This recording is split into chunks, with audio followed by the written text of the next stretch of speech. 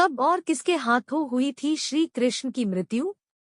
पौराणिक कथा से जाने रहस्य। नमस्कार दोस्तों, हमारे चैनल धर्म कथा में आप सबका बहुत बहुत स्वागत है। कृष्ण जी के जन्म से जुड़ी कथा तो आपको पता है, लेकिन क्या आप कान्हा जी के मृत्यु के बारे में जानते हैं कि कैसी हुई थी उनकी मृत्यु? तो आज हम आपको इसके बारे में बताएंगे। वीडियो को अंत तक जरूर देखिएगा। तो आइए शुरू करते हैं आज की प्रस्तुति।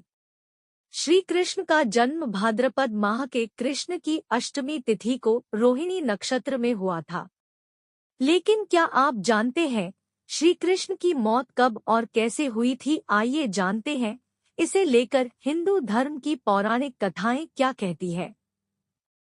मानव जाति और मानवता को नष्ट करने वाला कुरुक्षेत्र का युद्ध शांत हो चुका था। अपनी जीत से पांडव बहुत खुश नहीं थे। इस तबाही से उनका मन भी कहीं न कहीं विचलित था। इसलिए पांडव श्री कृष्ण के साथ दुर्योधन की मौत पर शोक जताने उनके अंधे माँ बाप गांधारी और धृतराष्ट्र के पास पहुँचे। दुर्योधन का शव खून में लथपथ पड़ा था। गांधारी ने तब श्री कृष्ण को दुर्योधन की मौत का असली जिम्मेवार ठहराया था। गांधारी ने चीखते हुए श्री कृष्ण से कहा, हे द्वारकाधीश, मैंने हमेशा आपकी पूजा विष्णु अवतार मानकर की, लेकिन क्या आज आप अपने किए पर जरा भी शर्मिंदा हैं? अपनी दिव्य शक्तियों से आप ये युद्ध रोक भी सकते थे। जाओ जाकर देवकी से पूछो कि बेटे की मौत पर आंसू बहाने वाली माँ का दर्द क्या होता है, जिसने अपनी 7 संतानों को मरते देखा है।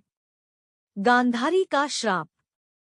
गांधारी यही शांत नहीं हुई। उन्होंने श्री कृष्ण को श्राप देते हुए कहा, यदि भगवान विष्णु के प्रति मेरी श्रद्धा और भक्ति सच्ची है तो आज से ठीक 36 साल बाद धरती पर तुम्हारा भी अंत हो जाएगा।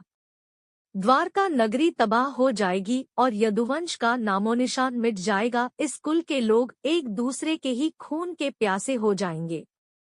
कहते हैं कि गांधारी का यही श्राप आगे चलकर यदुवंश के सर्वनाश और श्री कृष्ण की मृत्यु का कारण बना। कई साल बीतने के बाद श्री कृष्ण के पुत्र सांबा गर्भवती स्त्री का वेश धारण कर ऋषिमुनियों के पास गए। ये देखकर ऋषि भड़क गए और उन्होंने सांबा को श्राप दिया कि वो एक ऐसे लोहे के तीर को जन्म देगा जिससे उसका कुल साम्राज्य खत्म हो जाएगा। सांबा घबरा गया और उसने इस घटना के बारे में उग्रसेन को बताया।